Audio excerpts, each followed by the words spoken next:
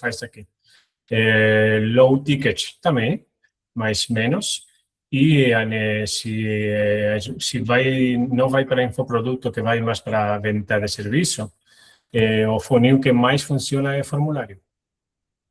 Formulário e com uma equipe atrás de comercial, atendendo esses leads, gerando essa continuidade, né? Então, seriam esses dois, produtos de infoproduto, webinar e lançamento, low ticket menos, mas se vende e está funcionando, e de serviços mais direto a formulário e equipe comercial atrás. Excelente. Com relação a essas estratégias que você trouxe aí, com relação ao anúncio, em paralelo a isso, em sequência, o que você vê de diferente que pode estar agregando aí para o pessoal com relação a anúncios? Sei que na Espanha você trouxe, é um mercado um pouco mais atrás em relação ao Brasil. Isso, inclusive, é uma coisa que a gente que está no Brasil não tem essa noção. A gente acha que a gente sempre é atrasado de tudo, né? Mas conversando com algumas pessoas na Espanha, Estados Unidos, Portugal, eu vejo que a gente tem muita coisa a aprender com alguns países, mas também a ensinar. Então, inclusive, isso é uma coisa que eu acho legal, mas com relação a anúncios, o que você pode estar contribuindo um pouco mais com a gente, de boas práticas e etc. aí nesse sentido? O que sempre se fala aqui na Espanha é que quando eu vou para o Brasil, eu estou indo para o futuro. Eu vou para o futuro, né? E o brasileiro, eu acho que tem, como se diz, tem olho como que falta confiança, digamos, né? Mas o Brasil está muito na frente de todo mundo. O único que está mais acima é Estados Unidos, né? Mas o Brasil está muito, muito na frente. E anúncios na Espanha a gente divide em 3 blocos, sempre. Por quê? Porque aqui na Espanha, se você, para fazer anúncios que rodam muito tempo, eu trabalho com uma Excel e divido o anúncio com todos os clientes em 3. Primeiro o gancho, corpo e depois o CTA, né? E o gancho vou mudando o gancho e gravando diferentes ganchos, mas com o mesmo conteúdo e mesmo CTA. Mas o começo mudo, né? Então, a gente sempre faz um Tetris. Tetris é o que é, né? O joguinho esse das peças, né?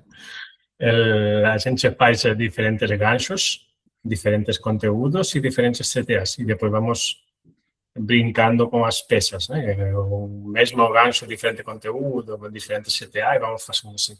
Sempre faço os anúncios assim, com uma Excel e com 3 blocos, 3 páginas. Funciona bem. Excelente. Isso é uma coisa que eu posso contribuir com você, que é uma forma que eu gosto de pensar, e é uma coisa que, quando a gente tem um pouco mais de profundidade na análise de um criativo, é muito legal, porque a gente consegue entender normalmente onde que está a falha no criativo. Porque normalmente, quando o criativo não vende, ou um criativo começa a perder performance, a gente olha para aquele número principal, que é o indicador, de fato, mas às vezes é um detalhezinho que é, quem você falou, dividir em 3 partes do seu anúncio. A gente consegue entender que às vezes o problema só está no gancho. Quando você ajusta o gancho, mantém o meio e o final, aquele anúncio volta a performar. Ou às vezes é o meio que as pessoas estão perdendo a retenção e não estão conseguindo ver a CTA daquele anúncio para ir para a próxima fase. E assim como o final também, às vezes você deixa a CTA só no final, as pessoas não chegam até a CTA e não avançam, não clicam. Então, ter essa mentalidade de dividir em partes, né, fatias, um anúncio é muito legal, e também isso a gente consegue fazer isso no gerenciador. Dividindo ali, construindo métricas personalizadas e etc. É algo bem legal. Vitor, inclusive, essa é uma coisa que eu acho que você pode contribuir um pouco com a gente. O que você me diz um pouco sobre essa parte de criativos, de análise de métricas de um anúncio? O que você tem tido de experiência nesse sentido aí com relação a essa parte aí, tanto na Meta, no Google, outras plataformas que você rode aí hoje? Fala, Cauã, boa noite, pessoal. Cara, com relação à análise de criativo, a gente tem percebido bastante ali, principalmente no YouTube, que a gente tem rodado por lá, principalmente para público frio, que a retenção ela acaba sendo um ponto muito importante. Então, quando a gente olha ali, por exemplo, faz um criativo de até 1 minuto, e a gente olha ali da metade, é muito comum no YouTube as pessoas saírem bem rápido. Então, a gente também faz esse mesmo processo aí que o Fran comentou. Então, a gente analisa, por exemplo, os que estão com melhores 25%, até 50%, para entender o que dali está funcionando e assim buscar melhorar os outros 75% ou 100%, 95%, né, que é bem difícil. Mas é justamente esse processo de buscar os primeiros segundos ali do anúncio que estão desempenhando bem, para que a gente consiga entender, ó, tá, aqui tem alguma coisa, as pessoas estão gostando disso, tá chamando atenção. Então, eu acho que o principal é essa métrica mesmo de 25, 50, 75%, quando a gente está falando em vídeo, né? Para poder fazer justamente essa troca. Então, uma coisa que a gente tem feito bastante aqui também, aí já é no Meta, é um formato. Então, cara, a gente está testando vários formatos, buscando esse formato que funciona melhor, e aí quando encontra um formato, a gente vai alterando, mas mantendo o mesmo formato. E isso é algo que a gente não fazia antes, e agora fazendo tem tido um resultado bem interessante, assim, sabe? E aí é até mais dinâmico de você criar, porque você mantém ali um formato, um modo de produzir, e só vai variando aquele conteúdo para que você consiga encontrar o que mais funciona no quesito formato e o que mais funciona no quesito copy. Porque uma vez que você encontra uma copy que funciona, cara, você pode variar os formatos, encontrar formatos que funcionem, e assim você não fica toda hora criando um criativo do zero absoluto, buscando ideias assim totalmente do zero. Você acaba construindo uma base. Beleza, eu sei que esse formato costuma funcionar para minha audiência ou para um público frio, e aí você vai testando esses formatos, e isso tem sido bem interessante para a gente, as copies, e é isso, cara, eu acho que fica bem mais prático, não é rápido, né, não é fácil também de encontrar esses dois pontos unindo, porém, uma vez que você encontra o formato, cara, aí é uma base, então você começa a variar a copy ou vice-versa, você encontrou uma copy ali interessante, segue nela, vai mudando os formatos assim, mas aquela copy está prendendo as pessoas, entende? Então, acho que com relação a vídeo, formatos e o próprio conteúdo do criativo, essa é uma experiência que a gente tem tido bastante de testar coisas separadas e unir elas para poder meio que fazer em maior quantidade uma coisa que funcione. Perfeito, excelente, excelente. E aí essa é uma experiência que, inclusive, é uma coisa que eu vejo diferente de plataforma.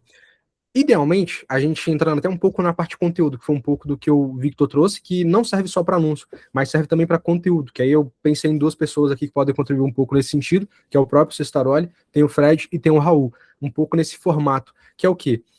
Mesmo que a gente faça um conteúdo muito bom no Instagram, ele viralizou, teve um alcance legal, teve um engajamento legal, quando a gente coloca ele em outra plataforma, YouTube, um TikTok da vida, não necessariamente ele vai funcionar bem também, porque são plataformas com consumo diferente. Os formatos, não sei se todos entendem o que seria o formato aqui, mas a ideia é como se fosse a forma como você grava aquele anúncio, o estilo de estrutura, por exemplo, responder uma caixinha de pergunta, um formato direto para a câmera com a pessoa, um formato um pouco mais de narração, isso são formatos. E esses formatos, dependendo da plataforma, cada uma vai funcionar um pouco melhor. Então, mesmo que uma funcione muito bem num conteúdo ou no anúncio, não necessariamente vai funcionar bem na outra.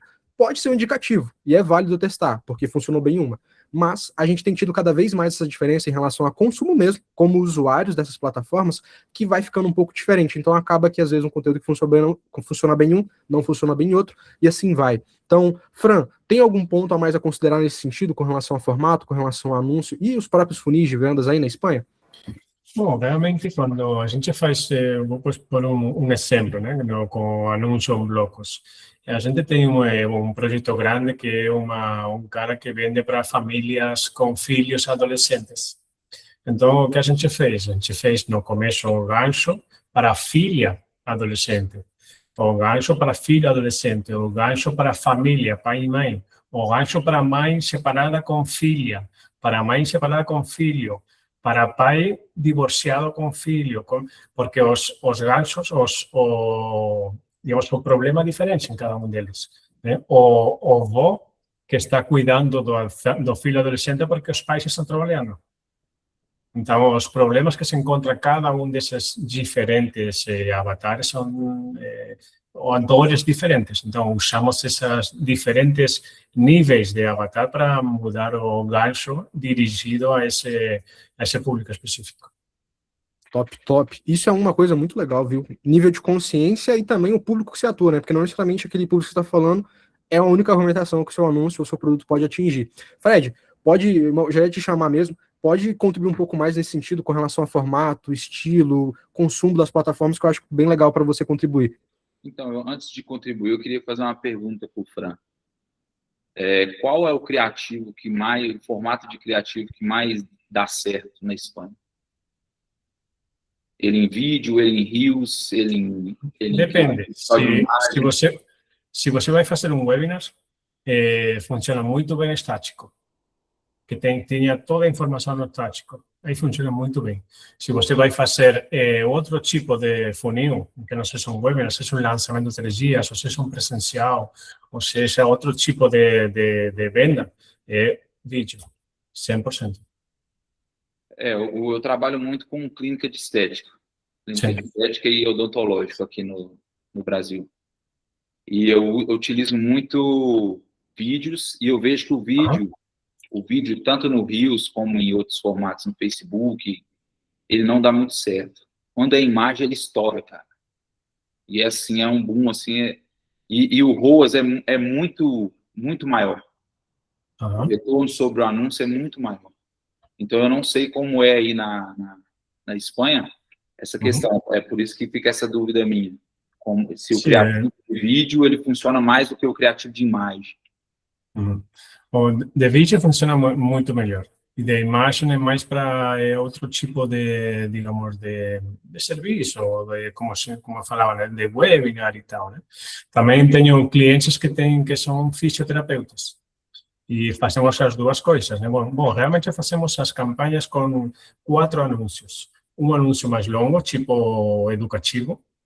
Um anúncio resumo do primeiro. Um anúncio estático e um anúncio carrossel. Mesmo tema, com 4 anúncios, mesmo grupo de anúncios.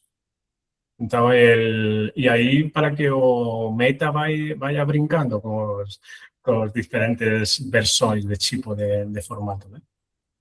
E a respeito do valor, ele aqui no Brasil subiu, né? Teve um aumento de 12%. A Meta vai anunciar, eu não sei se já anunciou esse aumento, mas vai ter um aumento de 12% aqui no Brasil. E como que está na Espanha a questão do... Aqui vai ter 3%. 3%? 3%. Uhum. 3%. E está ficando cada vez mais caro para a gente que é da gestão de tráfego. Sim, aqui também. Aqui é normal, não está subindo a cada dia. Por isso tem quando aqui está começando a ser os anúncios com criatividade, digamos, né? O Brasil já está a anos-luz, né? Com essa criatividade nos anúncios e tal. Aqui está começando. Então, se aqui na Espanha você faz um anúncio um pouquinho com criatividade, pum, estoura. Porque não o pessoal não está acostumado. Essa seria a visão que vocês têm da gente? Somos mais criativos? Sim. Bom. Muito mais. O brasileiro é louco. Muito mais. O brasileiro é louco. Muito criativo, muita ideia. Eu lembro de anúncios do Misha, que eu veia faz tempo aí. E eu, o cara apareceu na janela de um carro, fazendo um anúncio assim, apoiado o cara chegava na cozinha com uma bolsa de plástico, falava, não sei o que, ia falar contigo, né? Eu, isso nunca vi na Espanha, nunca. Essa criatividade, essa forma diferente de fazer as coisas, que não pareça um anúncio, que seja mais uma introdução, né? Mas adoro, os anúncios brasileiros, show. Cara, excelente. Aí vocês trouxeram vários princípios muito legais, né? O Fran falou sobre camuflagem de anúncio, ou seja, a criatividade é uma forma de você camuflar um anúncio, no final das contas, porque a ideia de anúncio é que ele não pareça um anúncio. Dessa forma, a gente consegue fazer com que a pessoa fique retida no anúncio mais tempo. E esse é o nosso objetivo no final das contas, porque normalmente a nossa CTA está no final do anúncio, do vídeo, e etc., de um carrossel e tudo mais. Então, camuflagem de anúncio é essencial. Criatividade é a base disso. E o Fran trouxe. No Brasil, nós brasileiros, de modo geral, a gente tem esse jeitinho, a gente tem essa criatividade e a gente tem que explorar isso muito bem. Porque a gente precisa desse princípio. Quanto menos parecer uma propaganda, melhor pra gente. No Instagram é patrocinado, mas patrocinado é sinônimo de propaganda. As pessoas pulam propaganda. É que nem no jogo de futebol. A gente tem um intervalo no primeiro tempo. Quando vem o intervalo, a gente faz o quê? Quando começa a aparecer propaganda. Vamos no banheiro, vamos fazer uma pipoca, vamos fazer várias coisas, menos ver a propaganda. Então as pessoas não gostam de propaganda, elas pulam. Então quanto menor o seu anúncio parecer, quanto menos o seu anúncio parecer propaganda, melhor. Isso é importante. Raulzão, eu acho que você pode contribuir um pouco nesse tema junto com a gente. O que você tem visto na Latam de modo geral, né? Tu roda bastante a nível aqui da América Latina e etc. Com relação a essa parte de criatividade, com relação à camuflagem de anúncio, formato de anúncio que tem funcionado muito bem aí, em relação a vídeo, imagem, o que você pode estar trazendo um pouco mais nesse sentido? Oi, gente, tudo bem? Eu também falo um pouquinho. Então, eu acho que os criativos que mais funcionam na Latam é se você é homem, você faz um podcast com uma menina muito voluptuosa, muito bonita, tudo isso, para, se você vem para B2C, para chamar muito a atenção. E vice-versa também. Eu acho que a coisa do falso podcast tá pegando muito. Que formato podcast que você fala? É um formato de podcast mais caseiro ou um formato de podcast mais estruturado? Qual que é a ideia? É um formato de podcast mais estruturado. Ele tem uma pessoa que é a pessoa que entrevista. Essa pessoa que entrevista é uma menina muito bonita, muito engraçada.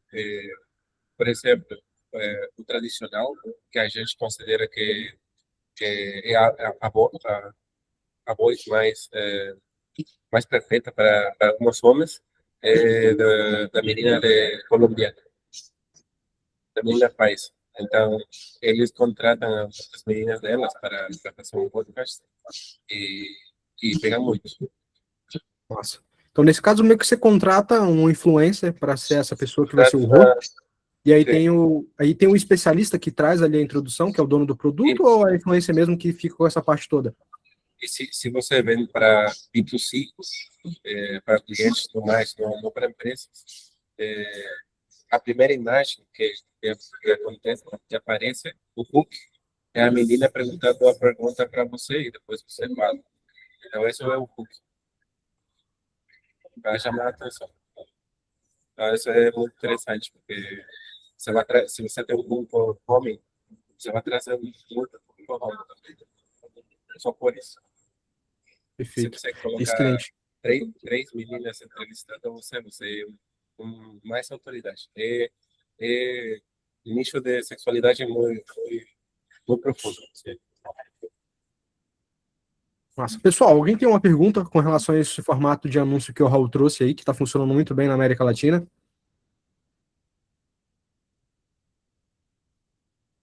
Se tiver, abre o microfone aí. Pode falar, Fred. Não, o que eu entendi que ele falou foi a questão de eles utilizam moças para fazer o primeiro impacto do vídeo. Seria isso? Ah, ele Então, um trouxe aqui, mas exemplo. Sim. deixa eu pegar aqui.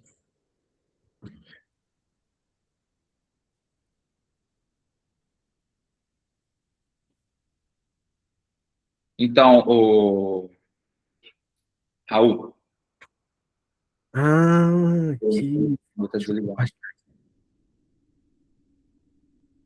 Dei uma olhada aí no anúncio que o Raul tá falando. Sim.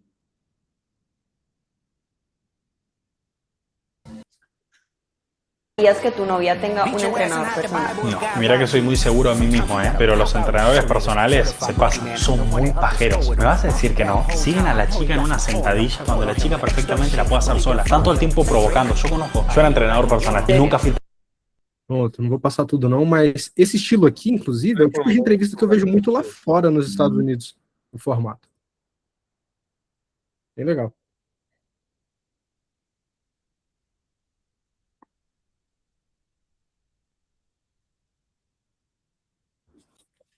Então, eu posso fazer uma pergunta em cima desse que o Raul trouxe aqui? Claro, Renê. Ô, Manda aí. Raul, e vocês já experimentaram alguma coisa com inteligência artificial, por exemplo? Porque eu tenho feito alguns testes com inteligência artificial, criando esses modelos, alguma coisa assim. Eu não sei se você já tem alguma experiência ou se alguém tem, para saber se está performando ou não.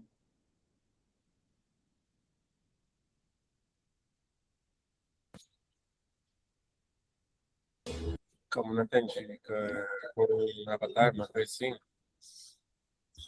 Isso, o criar avatar com IA, isso, criar os avatares com IA e tentar fazer... Eu tenho um amigo que ele faz seu conteúdo com avatar com IA, por exemplo. Esse conteúdo que eu mais ver pelo chat, esse é um conteúdo dele, ele só está uma parte do vídeo dele. Então, eu sou time dele, sabe? Ele fez muito bem. Ele quase não faz conteúdo por ele. O seu time faz conteúdo. Ele só faz webinars semanais. Vou compartilhar aqui a tela do outro anúncio que o Raul trouxe, que ele trouxe aqui agora, tá? Mas se alguém tiver mais alguma contribuição com relação à parte de avatar para inteligência artificial, pode levantar a mão e aí a gente abre depois. Inclusive, o René é muito bom nisso. Não só, né, relacionado a podcast, né, mas em relação a anúncios. Faz uns formatos bem legais com relação a anúncios utilizando inteligência artificial, narração. E uma coisa que eu também até pensei com relação a isso aí é que tem uma ferramenta do Google que ela faz isso muito bem, né, com relação a parte de voz, esse podcast entre duas pessoas, mesmo que sejam personagens diferentes, que é o LLM. Então, com relação a esse formato é bem interessante. O outro formato de anúncio aqui que o Raul trouxe foi esse aqui, ó. Tem bastante engajamento, inclusive. Posts de Instagram en minutos. Hoy te muestro exactamente cómo, pero antes, guarda este video. No es que la IA no funcione, es que nadie te ha dicho por dónde empezar. Ves herramientas, ves tutoriales, ves promesas y aún así sigues sin saber qué hacer ni en qué orden. Mientras tanto, estás probando cosas al azar, perdiendo tiempo y al final del día la pantalla en blanco sigue ahí. No por falta de inteligencia, por falta de una ruta clara. Primero, activa el conector de Canva. Ve a personalización, conectores, busca Canva y conéctalo. Segundo, abre tu chat en Claude y usa un prompt específico. Pídele que cree un post de Instagram de 1080 por 1080 con un diseño tecnológico y minimalista. Y aquí está la clave que nadie te dice. Entre más específico seas, colores, tipografía, tono, más personalizado será el resultado. Tercero, elige la opción que más te guste, Claude te da el link directo a Canva, lo descargas y lo subes a Instagram. Así de concreto, así de directo. Escribe Claude en los comentarios y te envío el enlace. Cara, muito legal. O Claude está num nível de conexão, de profundidade nos conteúdos, nos pedidos que você faz para ele, que está muito legal. Com esses conectores. O Canva mesmo tem ali dentro deles opções para conectar com outras funções que eles estão colocando lá dentro de ferramentas, e isso é bem legal. Com relação a essa parte de anúncios com inteligência artificial, René, a Lília perguntou aqui. Fala aí, Lília. Eu queria perguntar sobre a edição. Você passa por um editor, esse tipo de edição é feito totalmente por IA ou tem ali a mão humana que faz essa edição? Oi, Lília. Sim, normalmente eu faço esse avatar com IA e depois eu jogo no CapCut e faço edição. Às vezes coloco uma música, tento colocar um pouquinho dessas coisas que a gente viu nesse vídeo, sabe? De colocar uma legenda, um som diferente. Então, eu tenho feito isso. Faço no IA, tem algumas ferramentas, depois eu posso passar os links que eu uso, e depois CapCut. E aí eu faço uma edição rápida, assim, vamos colocar aqui 1 hora, dá para fazer alguma coisa assim já plausível, né, para utilizar e fazer teste. Entendi, porque esse formato de dividir a tela é um formato que realmente funciona muito. Dependendo, né, se a gente conseguir usar, por exemplo, do jeito que você fez ali, eu consegui imaginar ensinando a minha audiência a usar alguma coisa que é interessante ou que vai ajudar a audiência. E aí eu consigo atrair esse lead mais qualificado com essa edição interativa, né, dinâmica, e ao mesmo tempo ensinando algo. Legal, tá bom. Show. Excelente. Com relação a essa parte de funis de vendas, a gente pegou um pouco o gancho ali do que o Fran trouxe. Ele quer perguntar aqui agora, então, Fran, pode estar perguntando aí. Bom, mais uma pergunta aberta, né? Acrescentando o que o Raul compartilhou, o último Rio, o que vocês acham de quanto mais pessoas comecem a utilizar a IA e peguem o jeito de utilizar a IA e automatizar coisas, conteúdo e tudo mais, o que vocês acham que vai se convertir em internet? O que vocês enxergam, como vocês enxergam isso? E como conseguimos ser dos caras de um tema em concreto, né? Porque a mim, desde outro lado, né, eu vejo que quando o pessoal começa a utilizar a IA, vai ser uma festa online, né? Então, como a gente faz esse cambio de mirada? O que vocês pensam sobre isso? Manda aí, quem quiser responder aí, pode levantar a mão e abrir o microfone.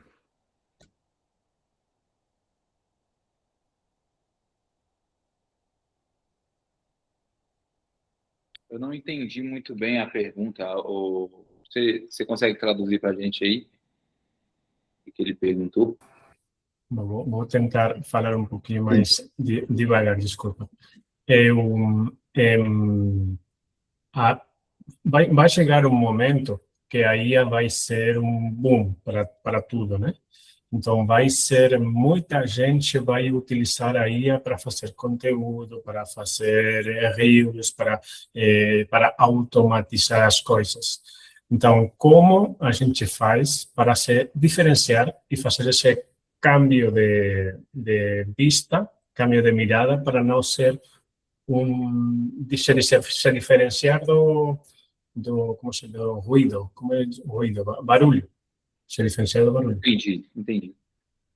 Esse é um assunto que até eu colocaria ele mais para frente aqui na live, mas eu vou falar 2026 está sendo um desafio para quem está na gestão de tráfego, para quem mexe com brand, porque a maioria das grandes marcas estão voltando para a rua. Eu acho que é justamente essa saturação da propaganda demais. A cada 3 stories, 2 é propaganda, o cara pula o dedo ali. Então, está voltando muito para a rua.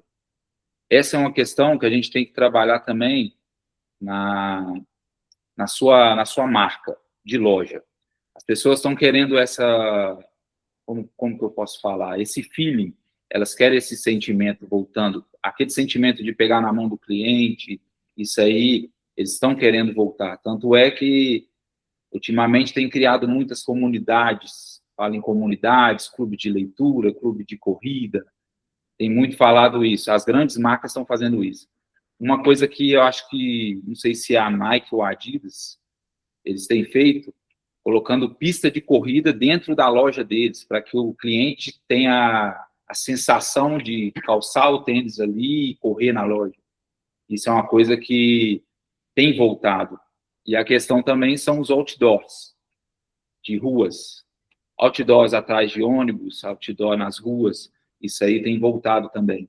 E esse é o grande desafio, né? Porque o digital trouxe uma certa proximidade, mas uma certa distância também, né? Uma certa proximidade de você estar... Eu consigo conversar com você que está na Espanha, mas, ao mesmo tempo, eu não consigo sentir aquele brand, que é o cheiro, que é o contato, que é isso. Isso é a dificuldade, hoje em dia. Massa. Contribuindo um pouquinho com relação a esse tema que o Fran Rico trouxe com relação às IAs, eu vejo que, de modo geral, a gente vai passar por uma grande mudança, como a gente já vem passando, né, tendo cada vez mais as inteligências artificiais indo para o senso comum. Hoje as pessoas na rua, quando você vê, ou no Instagram mesmo, as pessoas, quando vê algum tipo de montagem, elas falam, isso aí é inteligência artificial. Antes a gente não falava que era inteligência artificial. A gente falava que era uma montagem, pô, isso aí foi editado. Não é mais edição, não é mais um design ou editor de vídeo. Agora é uma inteligência artificial. E como que a gente pode se posicionar nisso? Se diferenciar, ser esse canal, eu vejo que a gente vai evoluir muito nesse quesito com relação a conhecimento, com relação à ferramenta. Essa parte operacional vai ficar cada vez mais fácil para as pessoas. Elas só precisam dar inputs para as ferramentas vão fazer. Ou seja, quem tem o domínio do conhecimento, que é todos que estão aqui, né, mentores, produtores digitais, pessoas que prestam serviço, a parte operacional vai ficar cada vez mais substituível. E essa é a ideia mesmo, né? Facilitar. Então, como o próprio exemplo ali que o Raul trouxe do cara trazendo ali cloud, e o Canva, mostra que, cara, aquele processo que às vezes antes a gente demorava 2 horas, 1h30 para estar fazendo, hoje a gente consegue fazer às vezes em 30 minutos, 20 minutos. Então essa parte mais operacional, conectar ferramentas, são coisas que vai ficar cada vez mais fácil. Então o diferencial de todos vocês que têm que entrar aqui entra um pouco no que o Fred já trouxe, e ele vai falar um pouquinho mais aqui pra gente com relação a essa parte do brand, da construção de marca. No digital, a gente tem as formas de se fazer isso, que presencialmente é diferente, mas presencialmente eu vejo que a gente tem estratégias, como ele trouxe, de outdoor e outros pontos que dá para se trabalhar. Mas a ideia é sempre vocês pensarem cada vez mais em menos operacionalização, ou até entregar isso para vocês dentro do treinamento. Então, ao invés de um treinamento ou de uma mentoria que vocês tenham, que vocês teriam algo mais de vídeo, algo mais simples que dá para ser automatizado, dê isso para o aluno. E você entre o quê? Em dar feedback, em dar uma noção do próximo passo, um planejamento, coisas de proximidade, de fato, que a pessoa não teria no treinamento. Então essas coisas mais operacionais, essas coisas mais simples, utilize dentro ainda da sua estrutura, mas só que torne mais fácil, mais acessível. Então, ao invés de a pessoa assistir uma aula de 30 minutos, agora com uma inteligência artificial, que você coloca a sua inteligência ali e a pessoa consegue resolver em 2, 3 minutos, cara, isso vai ser muito bom para você. Então, utilize o seu favor, que vai aumentar o consumo do seu produto, e em sequência você vende aquilo que você tem de maior valor, que é o seu feedback, porque vender curso, vender um livro, são coisas que, de modo geral, tem várias pessoas fazendo, e a tendência é que fique cada vez mais simples, né, o conhecimento. Então, tenta trazer isso como uma facilidade dentro do seu treinamento, utilizando a própria inteligência artificial e vendo aquilo que as pessoas não podem vender, que é a sua proximidade, que é o seu jeito, que é a sua experiência, são seus bastidores, e assim vai. A gente tem algumas mãos levantadas aqui, e em sequência a gente vai indo. Então, o primeiro aqui para mim está sendo o Fred, depois vai o Cestaroli aí. Hoje a IA trouxe essa facilidade, né? Você poder, até mesmo, você grava um vídeo e depois você legenda ele e coloca a sua voz nele, sobre ele. Essa é a facilidade que a gente tem que ter, igual você falou, a gente tem que transmitir o pós, né? Que seria a experiência. E isso aí que a gente tem que ter em mente. Perfeito. Cestaroli, manda aí, meu querido. Inclusive, o Cestaroli tá fazendo uma coisinha que eu gosto bastante, viu? No CDR ali, que o Vitor, eles já estão fazendo, fizeram isso na Black Friday do ano passado. É uma coisa que, inclusive, é uma coisa que vocês poderiam fazer, que é ter um software próprio, né? Vamos dizer assim, um SaaS. Boa noite, pessoal. Dou meus 2 centavos aqui nesse ponto.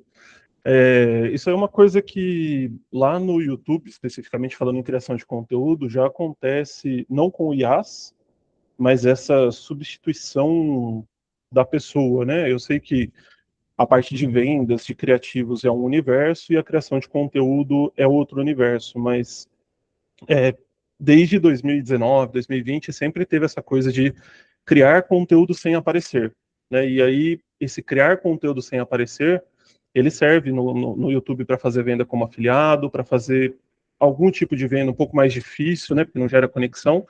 Mas com as IAs, tem muitos canais que estão automatizando tudo, assim, literalmente tudo, da produção do vídeo, do roteiro, título, thumbnail, todas as partes, e as pessoas querem assistir, né, dependendo do conteúdo. Aí eu acho que entra na questão do tipo de marca, né, então, eu, por exemplo, eu tenho um canal que eu não me vejo fazendo conteúdo com IA. Eu me vejo ali na frente da câmera, tendo essa conexão, compartilhando, e aí oferecendo o personalizado como um serviço, né? Então, e agora com uma plataforma também que a gente montou para poder oferecer essa parte toda de IA para as pessoas que têm dificuldade.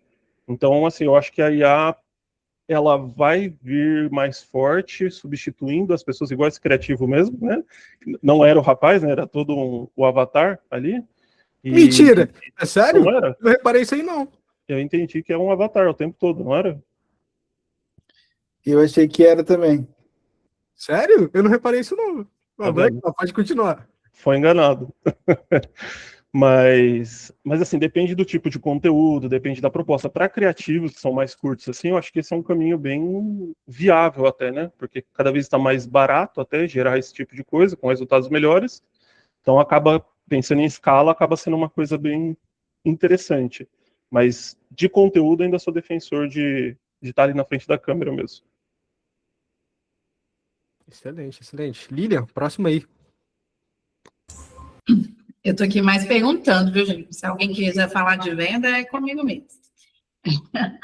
Eu queria te fazer uma pergunta, Cistaroli.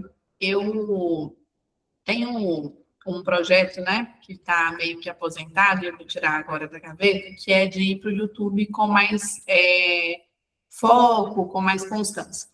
E aí, eu queria te fazer duas perguntas. A primeira pergunta é, o que você, como bastidor no seu próprio canal, o que você pode trazer para mim, assim, de grande aprendizado sobre constância, porque o YouTube eu sempre soube que é uma plataforma de constância. O Instagram, se você para de postar, você é penalizado com o algoritmo, mas ok. Agora, o YouTube não. O YouTube você precisa ter constância.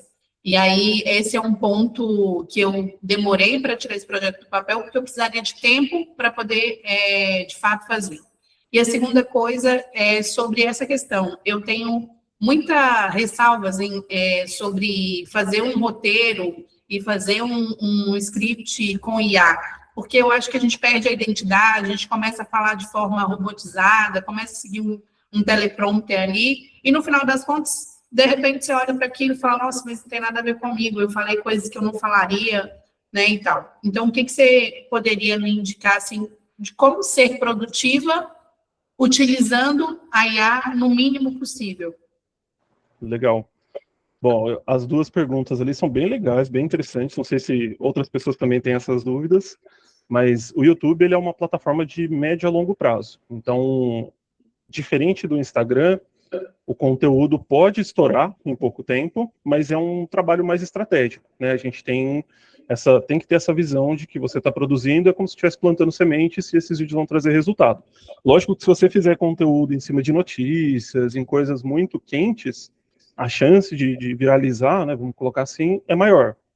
Mas o resultado do YouTube, a minha metodologia, inclusive, que eu ensino, a gente chama de perpétuo em vídeo, justamente por conta dessa característica, de você produzir um conteúdo para o YouTube e ele performar por meses e anos dentro do canal, na plataforma.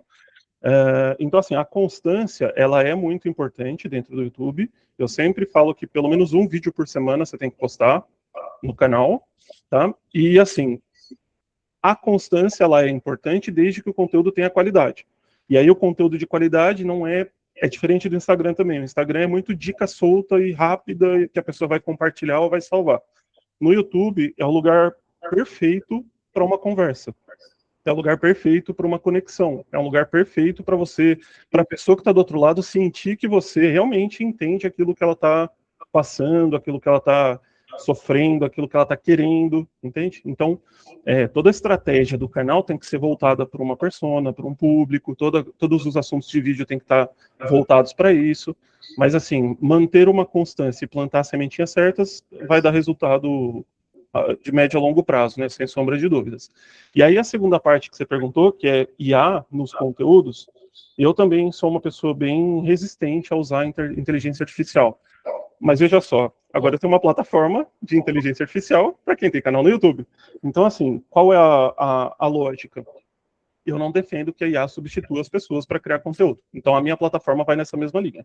Quando você vai gerar um roteiro ali dentro do CDR, você tem duas opções. Tem a galera do canal Dark, que vai gerar roteiro palavra por palavra. Eles pegam esse texto, jogam numa IA de voz e geram o áudio. E tem a opção de tópicos. Então, você vai colocar ali qual é o tema que você quer abordar, e ela vai gerar uma lista de tópicos dentro de uma estrutura que funciona no YouTube. Quando você tem esses tópicos, você tem que colocar a sua visão, tem que colocar você ali. Ali é só um rascunho para começar certo. Então, você pode mudar o tópico, você pode mudar a ordem, você pode acrescentar coisa, pode excluir coisa. E esses tópicos, eles são literalmente pontos que você vai falar no vídeo, mas não o que você vai falar literalmente, isso é com você. Então a gente tem muito assinante de finanças, de medicina, até de direito, e eles usam desse jeito, com tópicos. Então eles geram a estrutura base e o conteúdo é deles, é original deles mesmo, entendeu? Então não fica artificial, não fica robótico.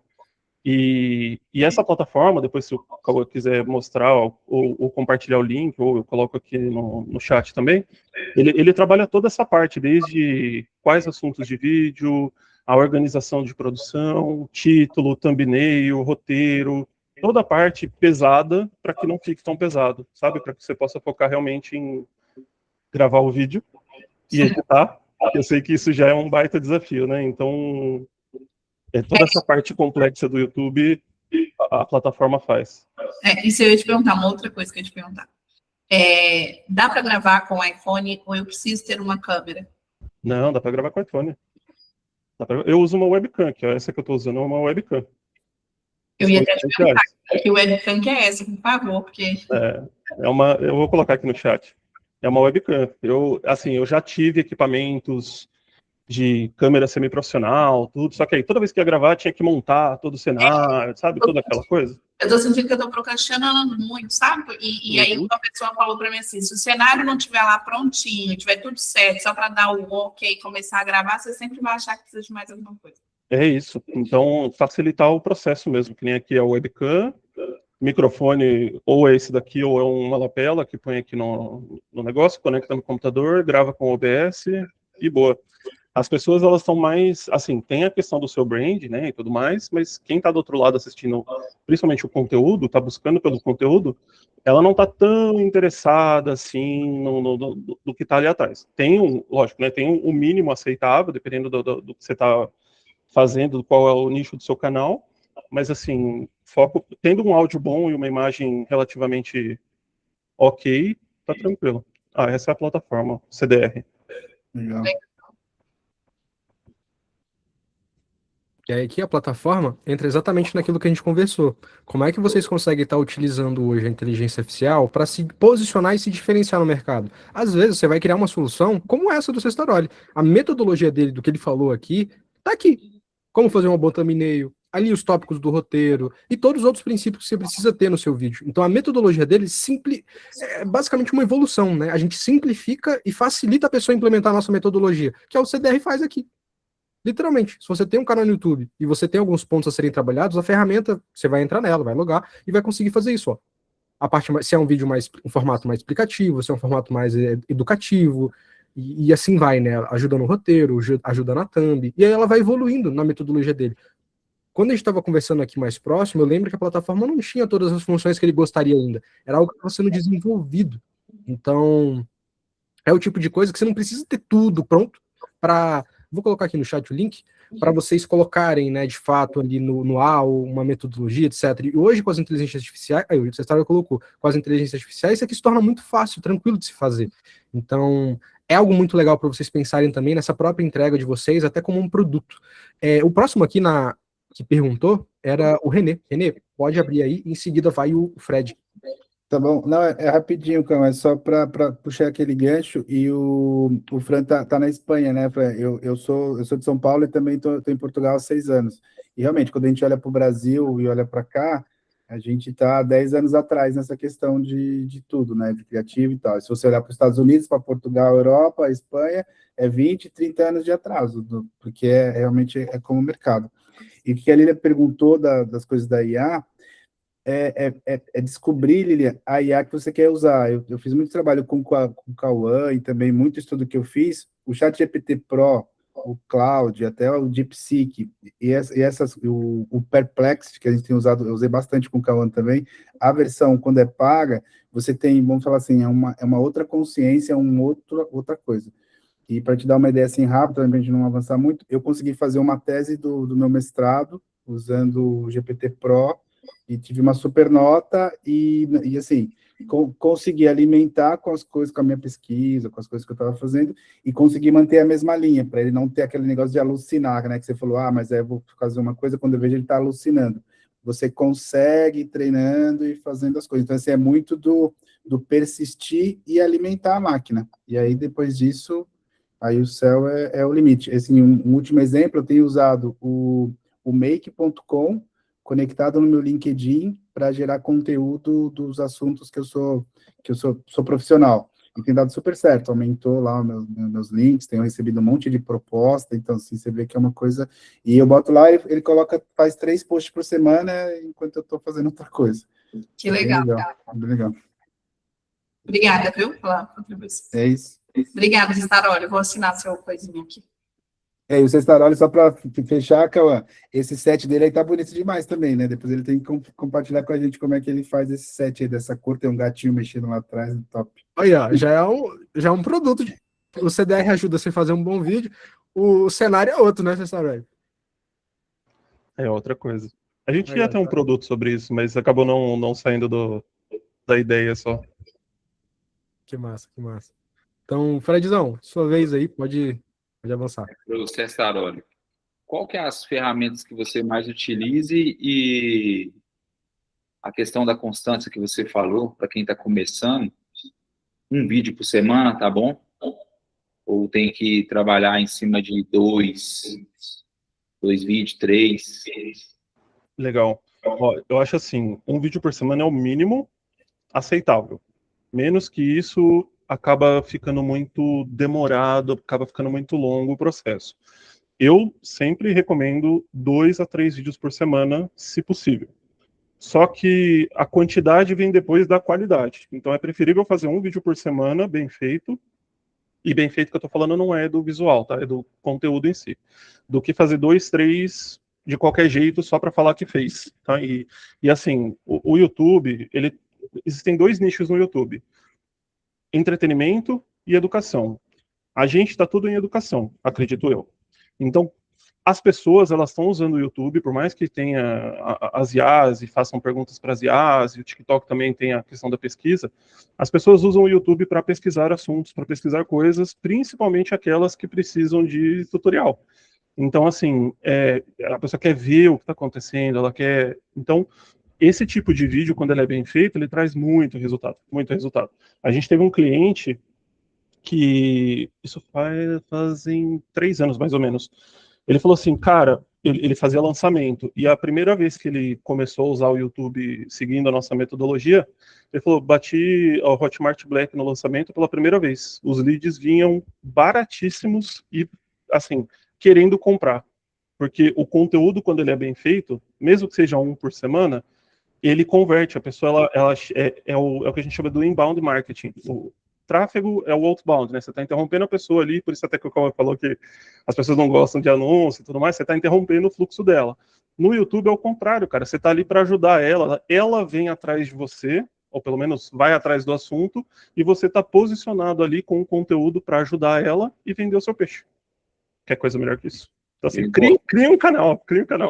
O importante é assim, começar com como, né? Como fazer tal coisa. Isso tem muito disso.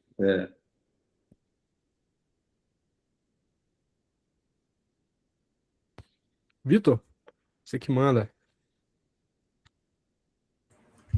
Então, até contribuindo, né, puxando desse gancho sobre a qualidade das pessoas que estão lá no YouTube, os resultados que a gente tem quando a gente vende de forma orgânica sempre são bem interessantes, justamente por conta disso, a qualidade da pessoa, né, que assiste ali um vídeo de 7, 10 minutos, ela tende a ser um pouco melhor. E na parte do tráfego, a gente também teve um resultado legal, e tanto para captar isca no vídeo, para fazer tráfego, essas pessoas, elas tendem a ter um custo muito interessante. Então, é até isso aí que o Cestaroli falou, porque ela precisa de você e ela te encontra de uma forma para resolver alguma dor, para resolver algum problema, e o tempo do vídeo cria essa conexão. Então, quando a gente vai fazer alguma ação para essa audiência do YouTube, os resultados ali, eles tendem a ser bem mais interessantes, no nível da pessoa considerar, parece que você. Então, tanto com iscas assim gratuitos quando a gente oferece, ou quando a gente faz aí alguma captação para algum lançamento ali só com a base do YouTube mesmo, trabalhando essa audiência quente, são números bem legais mesmo assim, que o desafio que a gente mais tem hoje é justamente o público frio, né? Fazer o tráfego direto ali, e esse é um desafio para todo mundo, né? Eu acredito. E com o público quente a gente costuma ter um resultado legal. Então, conforme você trabalha esse canal, as pessoas que estão ali chegam precisando de você, né? Igual o Fred comentou, como alguma coisa, ela tende a considerar mais os seus próximos conteúdos, e, pô, a gente tem várias pessoas que acompanham a gente há muito tempo e, cara, vira uma pessoa bem próxima, assim, sabe? Você lança um produto, ela tá ali, uma caminhada, como ele disse também, um canal sendo um projeto de médio a longo prazo, cara, é um bom tempo até você construir as coisas. Então, o YouTube ele tem um potencial também muito interessante para essa parte do tráfego. Quando você vai fazer alguma coisa com a audiência do YouTube, é bem interessante. Excelente. Vitor, isso aí me lembrou algumas coisas. Eu assisti recentemente um webinar de um especialista nessa parte de marketing. E uma coisa que casa muito bem com o que vocês trouxeram com relação ao YouTube. No Instagram, os conteúdos são curtos, 1 minuto, 30 segundos. Então, mesmo que a gente tenha o melhor algoritmo possível, o melhor conteúdo possível, para a gente conseguir fazer uma pessoa, pelo menos assistir um vídeo seu, durante 30 dias, ela vai passar 30 minutos com você. Com o Sestaroli, se ele tem um vídeo de 10 minutos, que é mais ou menos a média de um vídeo que funcionou bem no YouTube, se ele faz ali um vídeo por semana, temos aí 4 vídeos. Se a pessoa assiste eles completo, a gente está falando de 40 minutos com 4 vídeos. Em relação ao Instagram, a pessoa teria que assistir ali 30 para chegar próximo a esse tempo, e o YouTube até passa. Ou ao invés do que a gente está fazendo aqui, por exemplo, um webinar, a pessoa passa 1 hora, 1h30 com você. Quanto tempo ela teria que estar passando no Instagram te vendo, querendo ali continuar assistindo, que é muito difícil disso acontecer, para ela passar esse tempo com você. E aí por isso que desenvolve esse tipo de relação que vocês trouxeram, de ter pessoas fiéis, que é o que a gente busca, né? Os clientes fiéis. Então, pessoas que quando você lança um produto novo, quando você traz, às vezes, um canal novo, as pessoas vão na enxurrada para lá, porque elas confiam em você, veem uma credibilidade muito grande em você. E aí facilita demais esse processo. E aí, sobre esse desafio aí do tráfego para público frio, a gente fala nesse painel agora que a gente vai entrar, que é para escala, para a gente trazer algumas soluções para a gente escalar em cima disso. Para a gente fechar aqui, então, a gente tem a Lilian com a perguntinha aí acho que para o Vitor ou para o Sestaroli. Manda aí, Lilian. Tá mutado. Minha última pergunta, prometo. É para você, Sestaroli. É o seguinte, eu vendo B2C e B2B. Então, quando eu vendo, e aí olhando para isso, a minha pergunta era, você acha que eu devo ter 2 canais? E qual que seria a estratégia por trás, né, de ter 2 canais, só para você entender? Porque B2C, eu atuo como implementadora em NR1, trabalho em saúde mental, vendas, inteligência emocional, liderança nas empresas. No B2C, eu vendo para quem quer montar uma empresa como a minha, de consultoria, de mentoria, de treinamento. Então, o ideal seria que eu tivesse 2 treinamentos, 2 canais, ou eu posso trazer os 2 assuntos, porque eu acho que vai meio que misturar um pouco, não sei. Eu acho que acaba misturando. Eu precisaria entender um pouco mais da área de atuação, mas eu acho que acaba misturando. O ideal é, até porque assim, ó, num curto prazo, e que nem seguindo isso que o Cauã falou de meio que criar comunidade, o YouTube ele tem muito essa coisa de mostrar o seu vídeo para as pessoas que estão te acompanhando. Então, quando você publica um conteúdo novo, a primeira leva de visualizações vão ser daquelas pessoas que estão próximas de você ali. Então, se de repente o assunto não é tão conectado, acaba que as métricas do vídeo ficam baixas e o YouTube entende que esse conteúdo não é tão bom. E aí, se o conteúdo não é tão bom, ele para de entregar. E aí isso vai, sabe, fazendo muito mais uma montanha-russa. Então, o ideal é ter um perfil mais bem definido para poder direcionar mais os conteúdos. Precisaria entender um pouco mais do seu, mas eu acho que, pelo que você falou, seriam dois canais. Tá. Ok. Obrigada. Imagina. De bola, pra quem não tinha nada pra contribuir, tá vendo? A galera tá gostando, Sestaroli, tá vendo? Você vê, todo mundo tem interesse no YouTube, né? Tá vendo? Mas é aquele detalhe, normalmente as pessoas menosprezam o Google e o YouTube, porque é mais difícil, ou às vezes é mais médio a longo prazo e, cara, todo mundo quer ter resultado rápido, imediato. Então acaba que demora, ou às vezes não faz. Ou às vezes procrastina e tá tudo certo, porque querendo ou não, desenvolve às vezes um pouco mais de trabalho, vamos dizer assim, parar, montar um roteiro, um vídeo maior, beleza. Mas, cara, pro que a gente tá falando aqui, que é o meu objetivo de modo geral aqui com todos vocês, trazer essa contribuição, eu vejo em construções de negócio como algo a longo prazo, algo sólido, um ecossistema. Então a ideia é que vocês trabalhem isso, seja hoje começando com um pouquinho, pelo menos fazendo um vídeo por semana, como o Sestaroli trouxe, porque você está plantando a sua sementinha ali, mas você já está construindo algo, e a mesma coisa no Google. O Google é uma plataforma que ela é muito boa também, ela foi criada antes do Meta, Facebook e Instagram para anunciar, ou seja, uma ferramenta muito completa. Possivelmente, a Meta utilizou muito como base o Google, então é uma plataforma que tem muito a evoluir, e que já evoluiu muito, mas que, cara, são plataformas que trazem um bom resultado, e para ter um negócio que É mais previsível? Normalmente entra nesses quesitos, porque a Meta tem oscilações, o Instagram tem oscilações. Se você hoje para de rodar anúncio no Instagram, você vai ficar refém do Instagram com 100% da sua receita? Pô, não dá, né? A gente precisa ter essa diversificação. Então, esses pontos que o Cestaroli trouxe aí, eu acho que são bem importantes. E aí, cara, a gente tem YouTube aqui para falar em outros locais, a gente tem o Fran, para às vezes trazer alguma contribuição, caso ele tenha, e o Raul, caso ele tenha aí. Para em seguida a gente avançar para o próximo tema, que é a parte de escala, onde tem um pouquinho da dúvida ali do Vitor, e eu quero trazer mais algumas pessoas que ainda não falaram muito aqui, Gabi e o Getúlio aqui, que os caras estão trazendo, tem bastante resultado nisso aí. Vamos lá então. Fran, você tem alguma contribuição nesse sentido com relação ao YouTube? O que você vê hoje funcionando aí, ou algo nesse sentido? Bom, eu YouTube comecei faz um tempo e agora que você está ali falou, né? Eu comecei no YouTube faz 4 ou 5 anos e o que a Lilia está comentando também, eu fui mudando, né? Primeiro começando do Google Ads, depois vendendo funil, depois anúncio, depois... E aí já uma montanha russa, né? Mas pensando no que você está falando, totalmente. Porque eu fiz anúncios desculpa, anúncios, vídeos de faz 3, 4 anos, que ainda o pessoal está assistindo, ainda está bem posicionado no top 5, top 3, e eu fico assombrado, né? Mas também assombrado e com dúvida, cara, esse serviço que está posicionado, eu já não vendo. O que eu faço agora?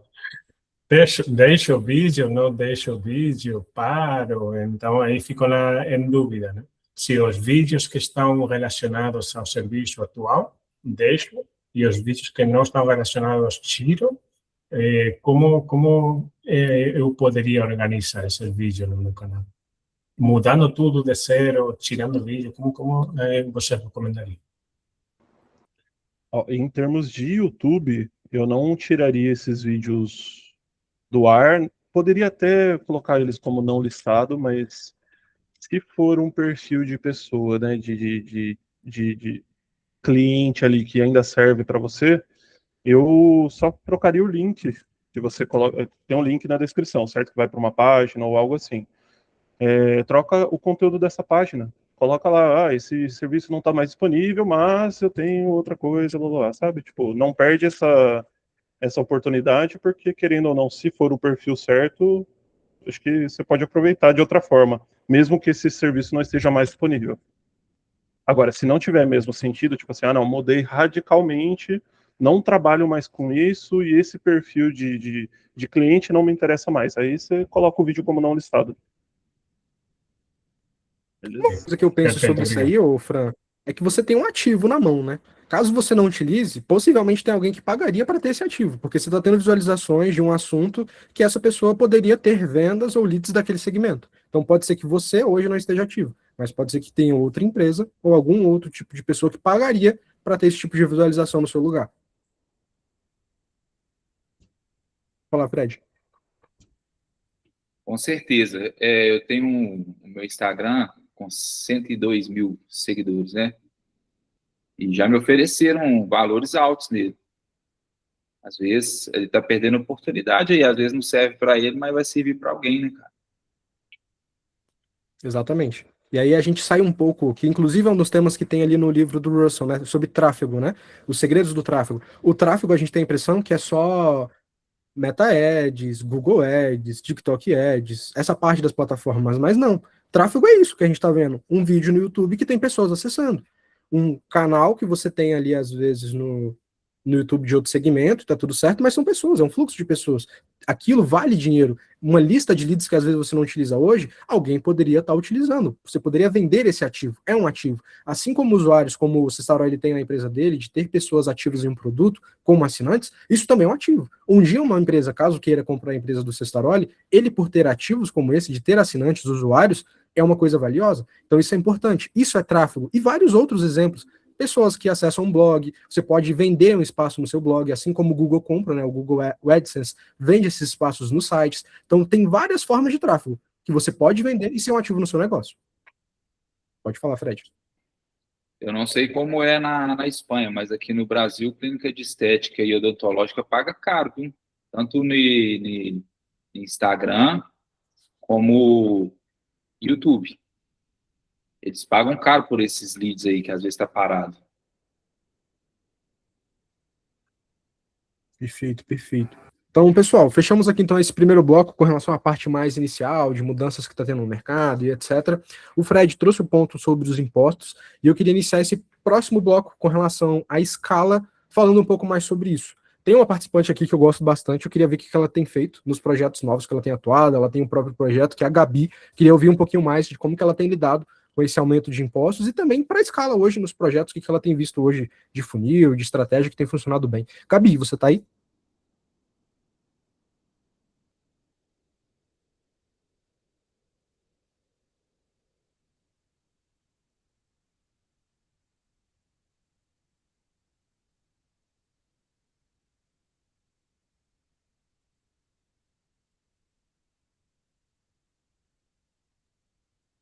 Bom, enquanto ela entra aí, vamos aqui para a parte de impostos.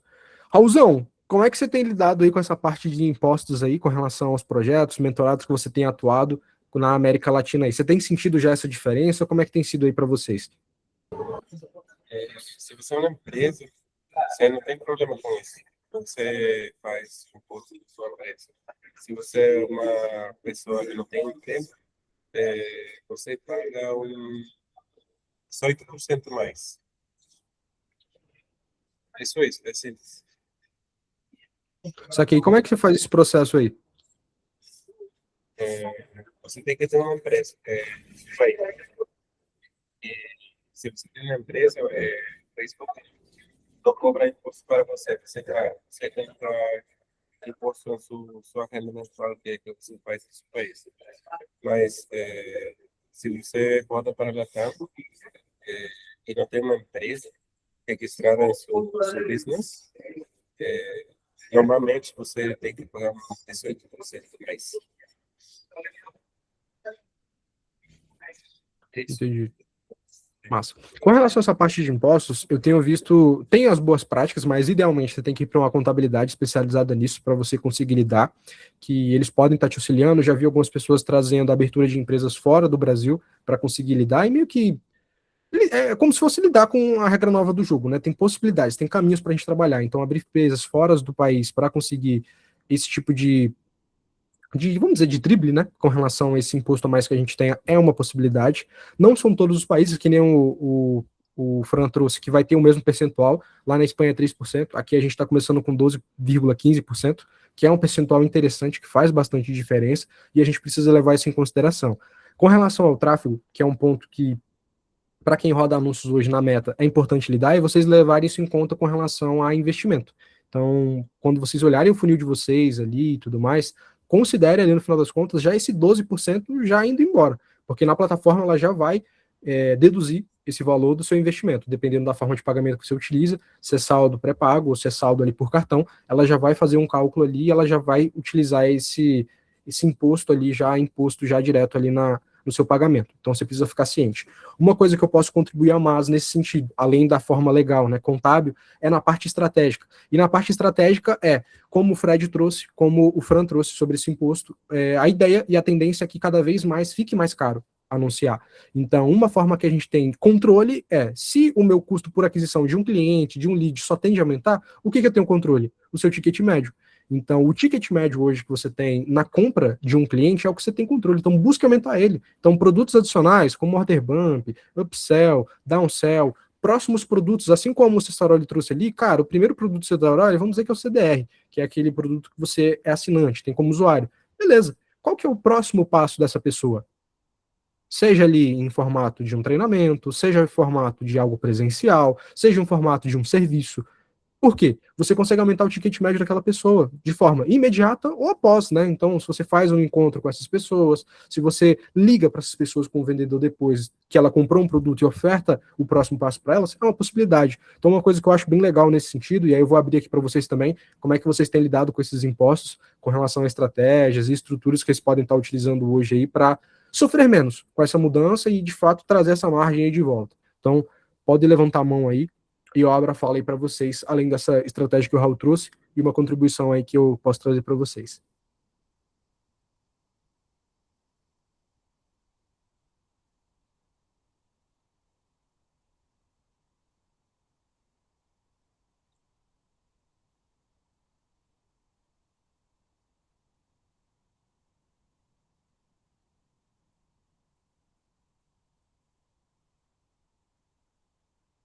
Ninguém tá sofrendo com imposto aí? Vocês não estão fazendo nada, só estão aceitando perder o dinheiro?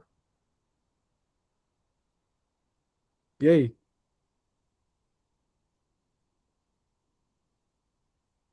Na verdade, não tem muito o que fazer, não, né? Na verdade, o que tem para fazer é você tentar, igual você falou, embutir esse valor em algum produto seu e tentar disfarçar, né, o que está vindo aí, né? Porque, Dá para infelizmente, repassar para o cliente? dá para repassar para o cliente, é o que a gente tem para fazer. Ué. Eles falam é o que tem para hoje, né, mano? Que mais? Repassar para o cliente, a parte contábil, às vezes, de abrir uma empresa fora do país, com a parte de um contabilista aí específico do seu segmento, tem aumentar o ticket médio. O que mais?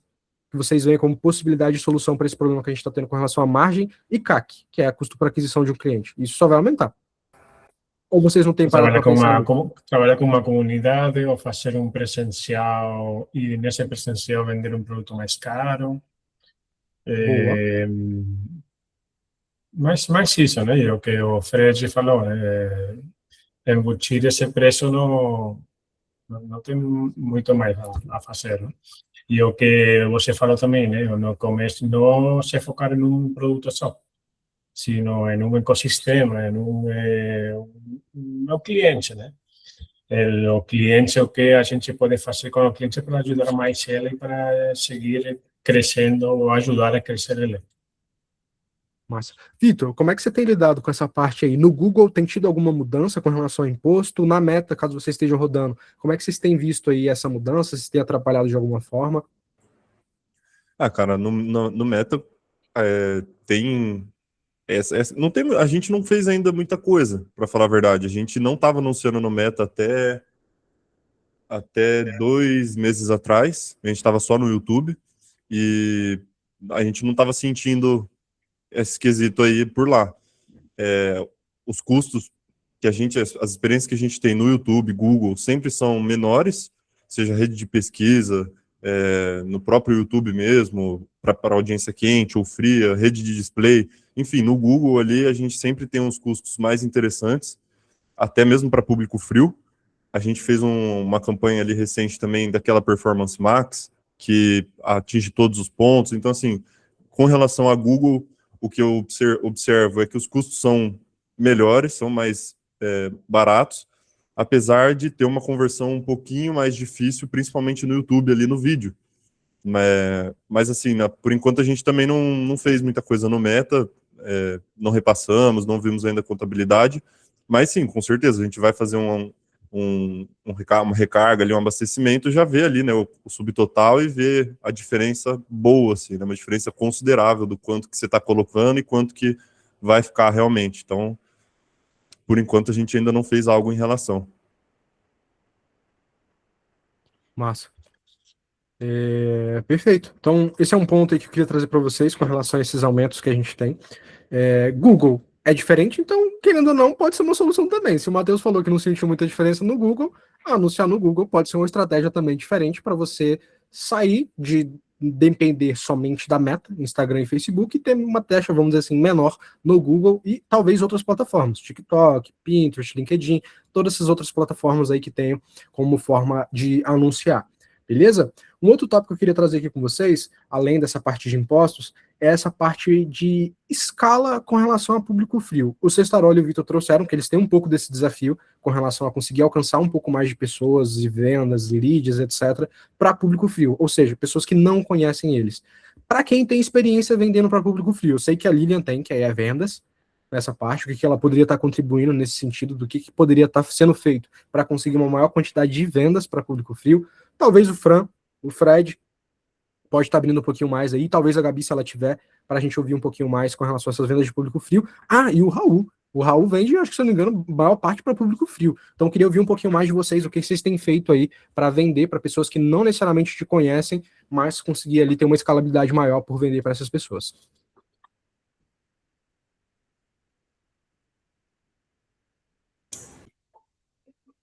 Posso falar? Pode falar.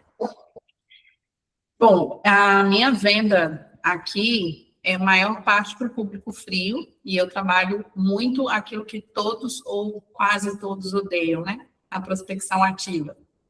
mas a taxa de resposta que eu tenho aqui é uma taxa de resposta alta, porque eu não copio e colo, não é um script. Hoje tem uma pessoa que faz esse trabalho, né? Tem o social selling ali, mas tem um que seleciona o perfil de cliente ideal e inicia uma primeira interação, e tem outra pessoa que dá continuidade na conversa, porque precisa ser realmente assim na quantidade e selecionar o perfil, e o outro tem que entender realmente quem é aquela pessoa, identificar se ela está pronta para vir para uma reunião, para uma conversa, para daí gerar ali a reunião. Eu vendo por reunião, porque eu vendo auto ticket, e uma das coisas que eu defendo é que quando você vende um valor agregado maior, não é simplesmente chegar e vender para qualquer pessoa que chega para comprar de você, porque senão você tem problema lá no pós-venda. Né? Se não é a pessoa que compra e não faz, não executa, pede reembolso, você tem problema, vem todas aquelas enxurradas de problemas que geralmente as pessoas têm nesse sentido. Então, a gente traz para a reunião, faz ali realmente uma entrevista, faz perguntas, identifica para depois conduzir ele para o pitch, fazer uma oferta, quando essa pessoa está pronta para receber o pitch, porque quando ela não está pronta, a gente também nem faz pitch. Então, isso tem trazido, é o que mais traz resultado hoje dentro da empresa, mas é um limitador, porque também não tem como escalar fazendo só prospecção ativa. E a gente tem que ir para outros canais e buscar também a prospecção através do tráfego, né? Perfeito. Fred? É isso que eu iria falar. Quando é no X1, é muito mais difícil você escalar. Quando você automatiza o processo, é mais fácil. Mas é igual você falou, não tem o feeling, né? Fica sem o feeling. Aí é mais difícil, às vezes, igual no high ticket, é mais difícil, entendeu? Sim. Eu até vou na contramão de que algumas pessoas falam, sabe, Fred? Porque, na minha opinião, o high ticket ele é o mais fácil de implementar e é o mais simples de você ter resultado, trazer transformação mais profunda para o cliente. Em contrapartida, você tem muito mais depoimento e você testa a sua metodologia em pessoas diferentes. E aí você consegue, às vezes, ter o resultado que você quer financeiro mais rápido, e aí sim, no segundo momento, eu defendo que a pessoa tem que ir para um low ticket, para um webinar, para um workshop, masterclass, porque aí você capitalizou, aí você tem depoimento, tem cliente transformado, e aí eu defendo mais isso, sabe? A pessoa que está começando, é melhor que ela vá para o high ticket, porque é uma estrutura enxuta, é uma forma de você, de repente, ter o seu CAC zerado ali com a prospecção ativa, e aí sim, o seu método funcionando, as pessoas indo lá, testando, trazendo depoimento para você, aí sim você vai conseguindo construir essa atração para automatizar, né, através do low ticket e de outros funis de vendas ali.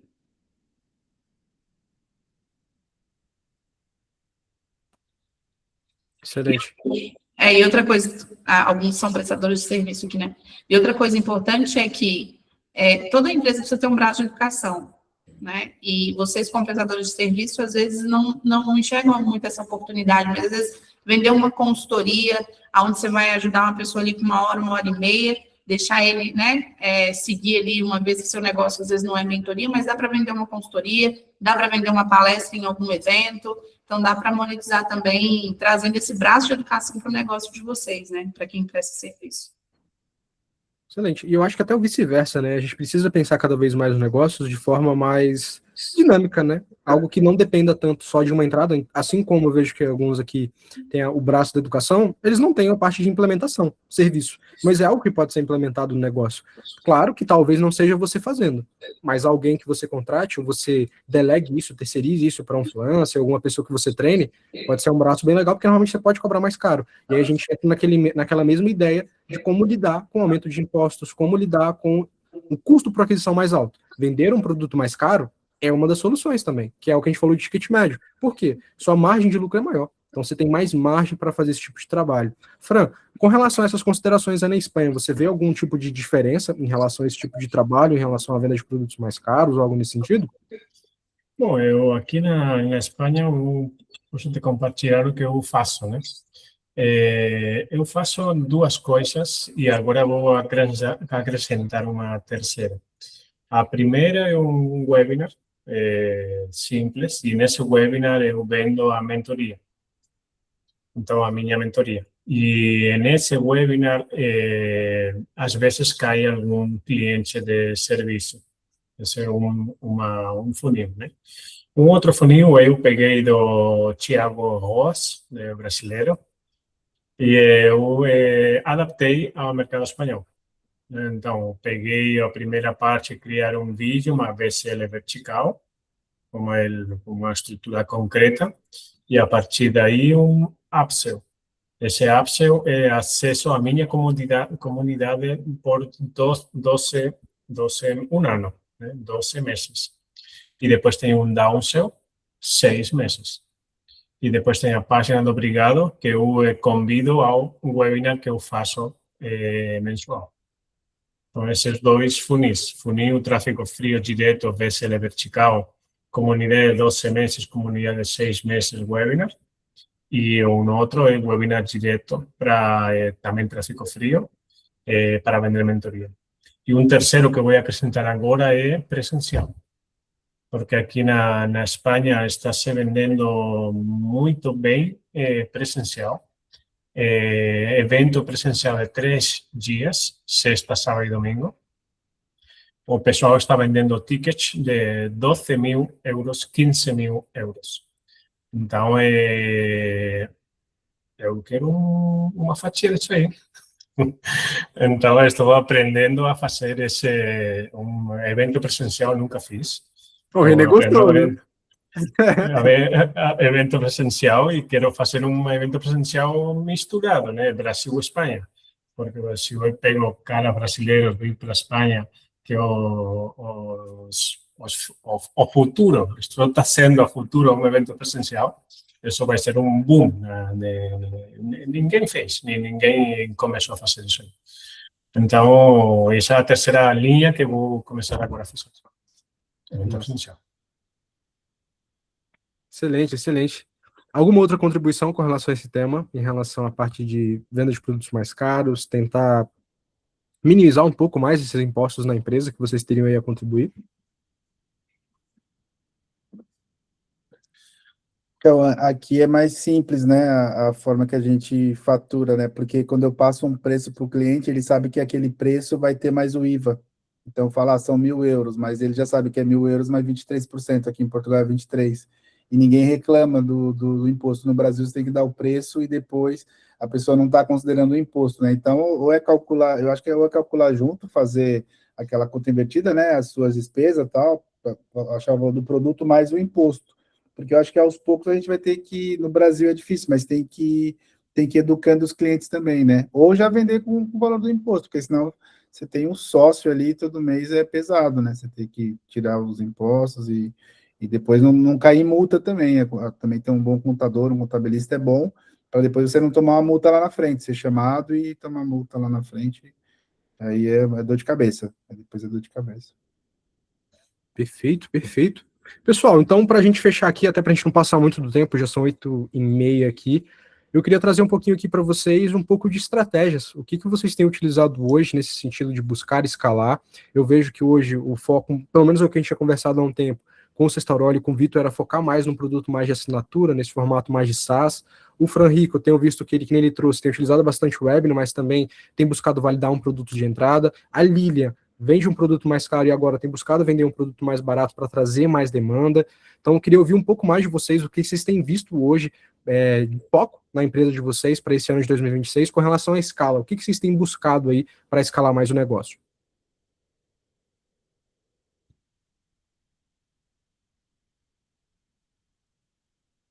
Bom, no meu lado, o que eu enxergo como escala para mim, escalar só tem um jeito, né?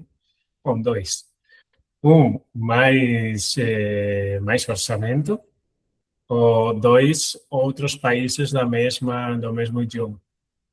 Então, eu acho que para mim, o que eu faço às vezes com as campanhas do Front, do VSL vertical, é fazer campanhas worldwide, todo mundo.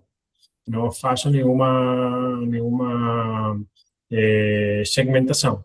Só segmento os países mais sensíveis e a única segmentação é idioma. Então, para mim, escala é isso, né?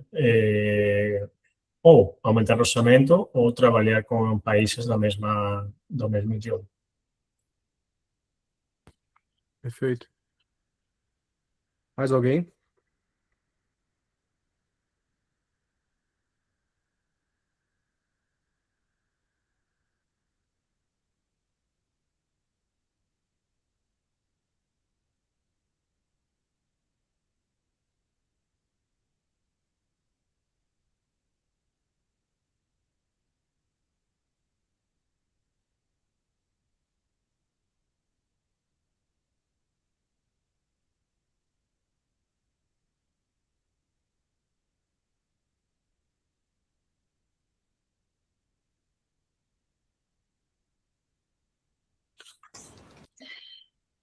Cauã, só parabenizar você pela ação, foi muito boa a troca com vocês.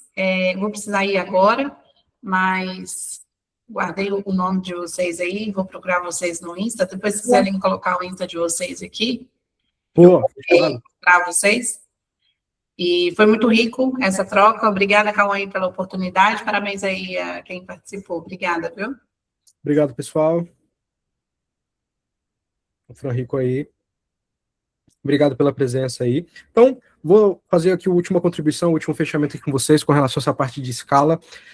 Entrando um pouco no desafio até do que o próprio Vitor e o Sestorelli trouxeram com relação ao público frio, eu vejo que hoje, além da escala que o Fran Rico trouxe, de aumentar o orçamento e a trabalhar a nível mundial, vamos dizer assim, né? Você coloca ali para atuar em todo mundo os seus anúncios, é uma possibilidade limitando só o idioma. Essa é uma forma de escalar, pode ser um teste para vocês aí, Vitor e Sestorelli, para se trabalhar. Mas uma coisa que eu vejo de mais importante para público frio, para esse tipo de escala, e eu queria muito que a Gabi tivesse aqui para falar, cara, a Gabi é uma pessoa que eu gosto bastante nesse sentido e vejo que ela tem bastante a contribuir, que é com relação a essa escala, que é o modelo de funil que você está trabalhando, e um modelo de funil que o próprio Fran Rico trouxe, do Thiago Roas, que não é um funil que ele trouxe, mas é um funil que já é antigo há muito tempo, que é um produto de entrada, mas só que um produto de entrada com um pouco mais caro. E esse produto um pouco mais caro gira em torno de R$297. O formato principal desse funil é uma página de vendas, porém o foco principal é um vídeo, então headline e vídeo. Isso a gente já vê há bastante tempo.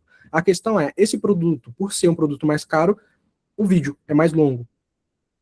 É um formato de funil que vai ajudar bastante com relação a esse tipo de escala. Mas mais importante do que o ticket do produto é a oferta, que é importante, que é o principal ponto, e o público. Então, eu acredito que hoje, Vitor e Sestaroli, se ainda não conseguiu encaixar exatamente a mão na escala para o público frio, é porque ainda tem alguma coisa que não está totalmente congruente. Seja no público, seja na oferta, seja no produto. Às vezes aí é a demanda. Às vezes o tema que vocês estão trabalhando não tem demanda, pode ser uma possibilidade. Então, pode ser que a ideia em alguns, ou a demanda é pequena, vamos dizer assim, né? Talvez não seja tão grande assim ao nível de escala que vocês gostariam. Então, pode ser um pouco da demanda. Se não é demanda, tem pessoas querendo comprar, pode ser a oferta não está encaixada ainda no sentido de a comunicação ser atrativa o suficiente frente ao objetivo daquela pessoa, que é o que ela quer resolver. Então, onde ela quer chegar, não está totalmente claro ser o caminho ali, o seu produto. Então, ainda a oferta não está boa. Os bônus, a comunicação, a estrutura ali ainda não está com um match. E o público-alvo ali no final das contas. Hoje, com as plataformas, que é uma coisa que eu queria ter trazido, mas ainda não deu para trazer tanto, talvez em outro momento a gente consiga trazer, é que as plataformas de tráfego têm ficado cada vez mais dinâmicas, mais simples e colocando cada vez mais o algoritmo para trabalhar. Então, a tendência é que a gente, de modo geral, tenha mais o trabalho de fazer um bom anúncio, de conectar bem a comunicação e levar para esse produto, do que necessariamente a gente trabalhar com muitas estruturas de campanha, com diferentes coisas que a gente possa fazer de configuração no gerenciador. Acaba que o papel do gerenciador vai ficar cada vez mais simples, e a gente vai deixar a plataforma trabalhar. Então, a oferta para a gente conseguir escalar bem esse produto, assim como eu tive alguns projetos que eu tive a oportunidade de trabalhar junto com a Gabi, que fizeram ali os seus 8 dígitos no ano. Então, é um tipo de projeto que a oferta, a demanda e a comunicação está bem alinhada. Quando isso aqui está bem alinhado, a gente consegue ter essa escala em uma certa tranquilidade. Então, se ainda não chegou, normalmente algum detalhe nisso, porque no tráfego, são pequenas coisinhas que a gente faz, mas a gente já vê diferença. A gente coloca um anúncio para rodar, a gente vê que já tem tração, tem venda, tem a aceitação muito boa. Quando está penando um pouco, ainda às vezes um detalhe mais estratégico do que necessariamente o tráfego ali. E aí esse ano de 2026 a gente vai ter esse detalhe da Andrômeda, que já vem trazendo algumas mudanças aí no mercado, mas é essa a ideia. simplicidade, focar em variedade de anúncios, de argumentação, não só quantidade, mas qualidade, e melhorar cada vez mais essa oferta e essa comunicação ali. Então, pessoal, eu queria agradecer a presença de todos vocês, Fred, Fran, Raul, Vitor, Cestaroli, Renê, Gabi, a própria Maria, que foi uma das responsáveis principais para esse evento acontecer. Gostei demais de fazer esse evento e trazer vocês aqui, poder reunir vocês aqui nesse momento. Espero que tenha contribuído e, de modo geral, agradeço aí novamente. Então, se vocês tiverem aí um agradecimento, quiser agradecer alguma coisa aí, etc., podem ficar à vontade aí e a gente se vê em outras oportunidades aí. Então, eu quero saber quando é o próximo, agradecer aí, conhecer o pessoal, assim, foi realmente, isso aqui foi uma palestra, assim, que eu estava esperando um nível alto, mas me surpreendeu mais do que eu estava esperando, foi acima, obrigado. Não, obrigado pela oportunidade também, Kawhi, e qualquer coisa que eu possa acrescentar, estou aqui, coisa que eu possa te ajudar, Fred, René, Vitor, Carolina, podem me procurar no Instagram e estou aí. Quando tiver um evento presencial na Espanha, já sabe, né? Tô aí já. Tô aí. Eu também, dá para eu ir aqui até de carro, dá para ir rapidinho. Eu tenho que ir para Portugal também, tem que me ajudar aí, pô. Não, Gestão, você vem para cá e daqui a gente vai para lá, pronto. Vou ter que fazer uma renda em euro agora. Isso aí. Bom, obrigado, pessoal. Se cuidem aí. Cestaroli, Vitor, Fredzão, brigadão, velho. Valeu, pessoal, brigadão. Valeu, gente. Fazer algo aqui, obrigado. Algo que às vezes a gente fica muito nervoso, né, por essa questão de aparecer e tal. Eu não sou muito de aparecer, eu trabalho mais nos bastidores, né? Mas isso aqui foi uma aula mesmo. Eu queria agradecer mesmo de coração. Obrigado aí pela oportunidade, agradecer o conhecimento que eu adquiri também. E espero ter ajudado aí um pouco também. É isso, tamo junto. E que seja a primeira de muitas aí pra gente destravar isso aí. Renezão também ali, ó. E pra cima, colocar a cara, tem que Pô, o Renê com inteligência artificial tá sendo bem legal aí, cara. Então, usar a inteligência artificial, aparecer, usa o YouTube. A gente trouxe bastante coisa aqui, ficou gravado, então vou disponibilizar para depois vocês verem com calma. Normalmente a gente não vê replay, mas acho que esse aqui vale. Esse replay aqui vai ser legal, trazer algum resumo, alguma coisa eu trago para vocês, porque foram pontos bem legais aqui. E espero que vocês tenham gostado. Então, boa noite para vocês, pessoal, e até a próxima oportunidade. Tchau, tchau. Valeu, pessoal. Valeu, gente. Tchau, tchau.